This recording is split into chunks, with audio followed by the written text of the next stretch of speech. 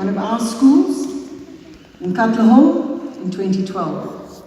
He received a subject prize for an African language at the awards ceremony in 2013. In 2006, he ventured into recycling, purchasing bottles, cardboard, plastic, tins, metal from people around his community and reselling and recycling to companies. In 2008, he purchased his interest in the fast food. He pursued his interest in the fast food business with key focus on bunny chows and fat cakes. So the after party is at his house tonight, bunny chows and fat cakes. In 2010, he joined the financial market with an interest in online share trading, forex, and cryptocurrency with a self-managed portfolio. He holds a BSc degree in actuarial science from the University of the Free State, and he is currently Chief Executive Officer for WeSolve 4X Pty Ltd.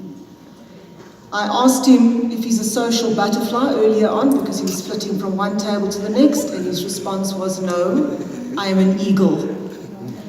Mr. Ngobese, we look forward to your address. Thank you.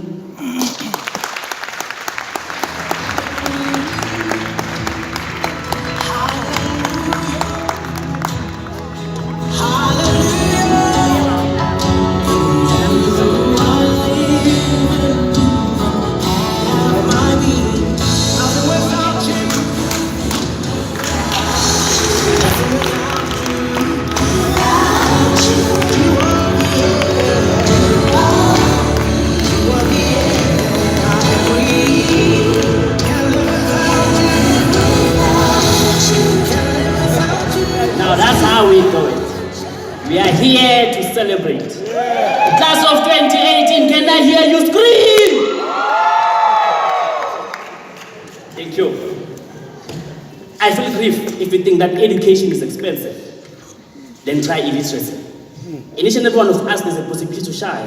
And without education, there'll never be an opportunity to better oneself, to change, and to help others. By that, you are contribution. Can I please have a glass of water?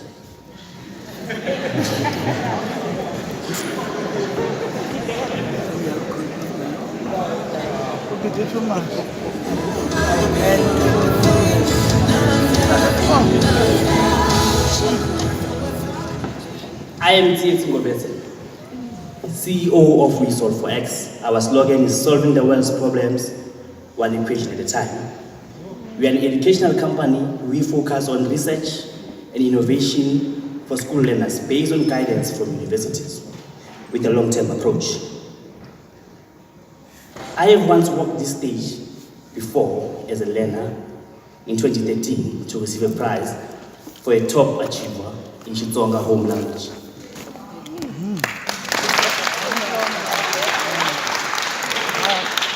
So tonight, I kindly request all parents to stand up. All parents.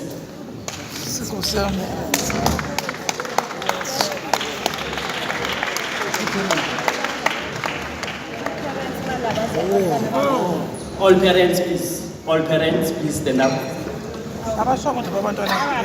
Just a parent.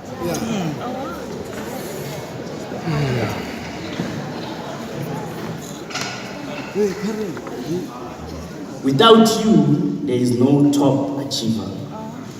You are the global achievers. Please remain standing, please. Don't sit, please. Stand up. We, as your children, we know we give you headaches and all that kind of thing. Kindly remain standing, please. Parents, kindly remain standing, please. Can I have all parents to kindly remain standing? From day one, you believed in us before we started believing in ourselves. You made sure that you see the future in us, even though we gave you too much headache and stress. I know the pain we have caused you, but you've sacrificed a lot for us to be here today. And without you, there is no future. In the army, the highest honor they give is 21 gun salute. I, Tsietsi Ngobese, on behalf of the youth of South Africa, I would like to give you my 25 gun salute. Now I want you to remain stationary and please don't move a muscle. Now I like to believe there's still more parents and guardians who are still seated. Kindly please stand up.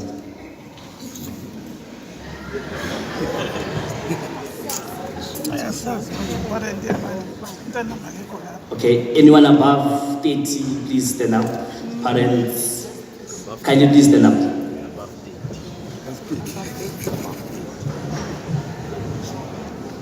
I still see a few parents sitting. Kindly please stand up.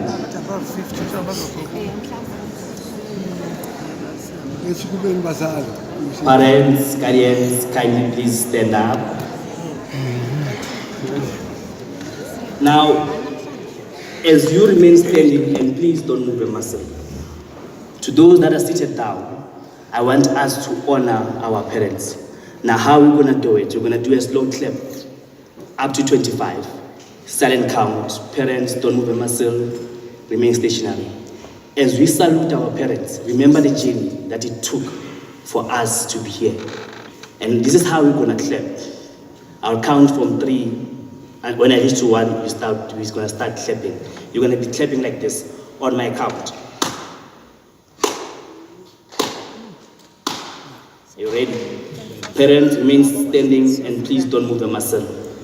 3, 2, 1.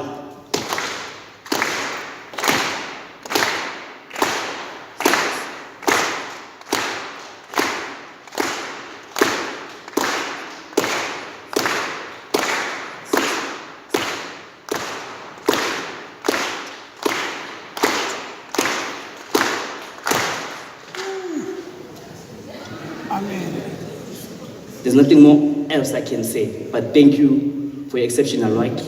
You are the global top achievers, exceptional leaders. Continue with the exceptional work. Kindly take your seat. Thank you, what's sweet. To get where I am, there are many stakeholders who played an important part.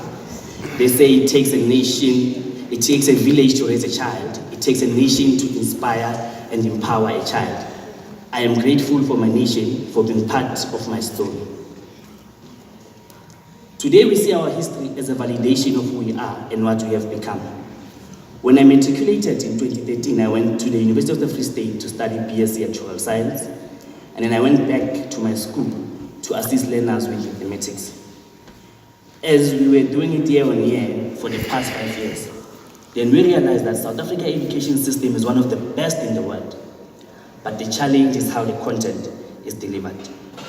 And this requires a collaborative effort from all concerned stakeholders. As we are continuing assisting the learners, in 2017, we saw that the challenges were not going anywhere. Despite teachers not following the annual teaching plan, we understood the long-term implication when the syllabus is not covered. I failed my first year university test at the University of the Free State for mathematics. I was struggling with grade 4 content. Now, as we were going back and assisting the learners, we saw ourselves and we were afraid that if we don't act in the next 20 years, we're still going to be complaining about the same issue. As we continue to assist the learners, we realize that the problem is not in the classroom, the problem is at home. And the challenges, because most of the time when we're tutoring the learners, 90% of the time we have to be doing counseling with their home issues instead of telling them why 1 + 1 = 2. We have a wounded nation and wounded learners. I understand because I'm part of that generation. In my family, in 1979, my grandmother left with the pot. I was born in 1994, on the 6th of December. However, along the process, I was educated how not to get along with my other family members because of this pot. Even today, we're still in chaos because of this pot. I've never seen this pot, but we're fighting a generational issue. I was lucky to get assistance from a psychologist at the University of the